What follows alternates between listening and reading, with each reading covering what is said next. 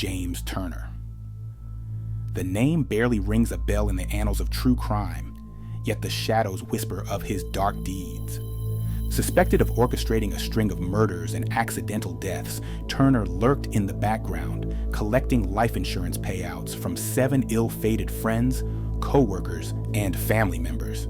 The sinister trail began in June 1964 when John Lewis Brown, a co-worker at the Nabisco plant, vanished without a trace. Brown's sudden disappearance cast an eerie pall over the factory floor, whispers and glances exchanged among the workers. Turner, seemingly just another cog in the machine, held the key to a dark mystery. Brown had named Turner as the beneficiary of his $5,000 life insurance policy. With no body to confirm Brown's demise, the mystery of whether Turner collected remains unsolved. A chilling reminder of the unknown fates awaiting his victims. Fast forward to November 19th, 1968. The cold winds of autumn carried another grim discovery. 18-year-old Frank Scaldone, a fresh-faced co-worker at the General Motors plant, was found with a bullet hole in the back of his head.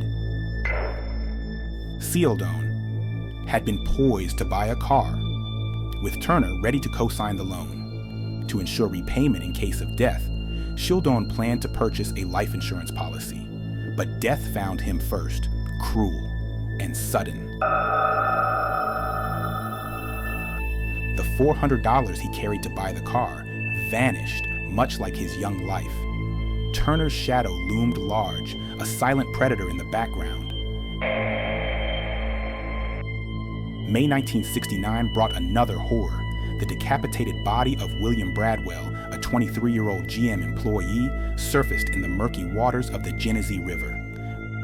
Bradwell had made Turner the beneficiary of his $5,000 life insurance policy shortly before his grisly end.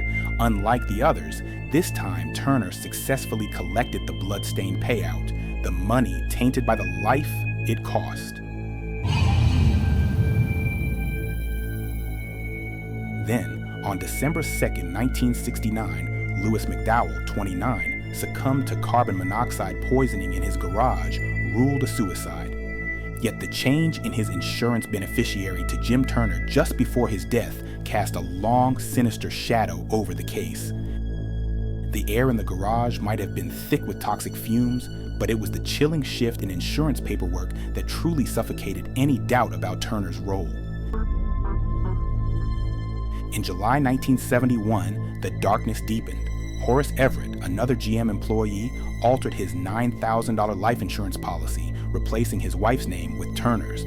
Mrs. Everett spoke of secretive meetings between her husband and Turner, a chilling prelude to Horace's gruesome fate.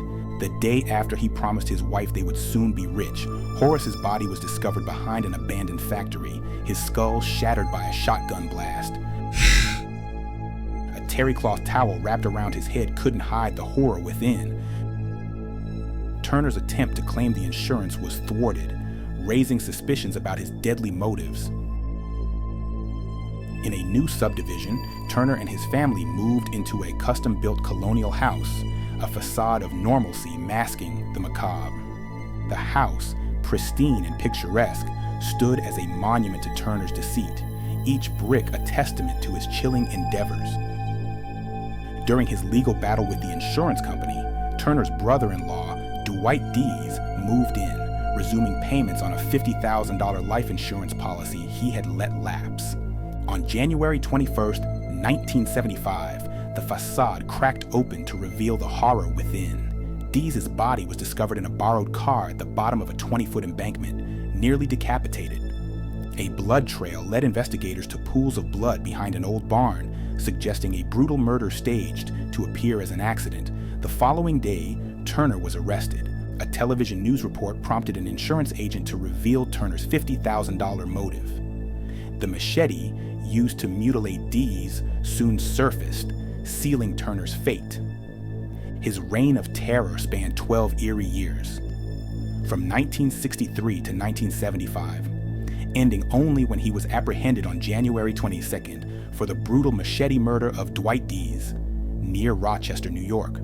The gory tale reached the Monroe County Court. where Turner faced indictment on February 27th. He pleaded not guilty on March 3rd. Despite his pleas, justice was not merciful. Turner was convicted of Dee's murder and sentenced to 25 years in the foreboding Attica prison. The web of death spun by Turner unraveled, linking him to Brown, Skildoni, Bradwell, and McDowell. Though Everett's murder remained legally unproven, the suspicions lingered like a dark fog, delving deeper into Turner's past. Authorities uncovered a fire on April 14, 1963, in which his sister suffocated. Turner, absent during the fire, had called the insurance agent days prior in order to verify her policies. A chilling coincidence? The day after her death, he filed for the benefits. Suspicions arose that he might have drugged her before setting the blaze. Turner's murky history extended to Florida, where another sister was murdered in 1954. Family whispers spoke of other suspicious deaths among his relatives, accidents now clouded with doubt. Neighbors and co-workers painted a different picture of Turner, a hard-working, considerate man, strict yet caring towards his children, shunning alcohol and infidelity. Yet, beneath this facade lurked a monster. Turner's life, viewed from the outside, seemed almost enviable. A dedicated worker, a loving family man, a helpful neighbor.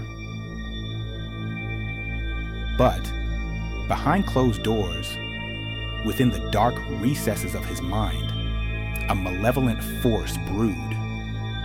Turner was the perfect chameleon, his true nature obscured by a veneer of normalcy. The monster behind the mask only revealed itself in the wake of his calculated, cold-blooded crimes. As the investigation deepened, it became clear that Turner's acts were not mere coincidences or moments of madness. They were the deeds of a meticulously calculating predator, a man who viewed human life through the lens of monetary gain. Each victim was a means to an end, a pawn in his deadly game. The name James Turner may not be widely known, but his legacy is etched in the annals of true crime. His tale is a haunting reminder of the darkness that can hide behind the most benign of facades. The whispers of his dark deeds linger in the shadows. A chilling testament to a man whose true nature was as elusive as it was terrifying. You'll find another video coming your way soon. Stay ready and do be safe on these streets, people.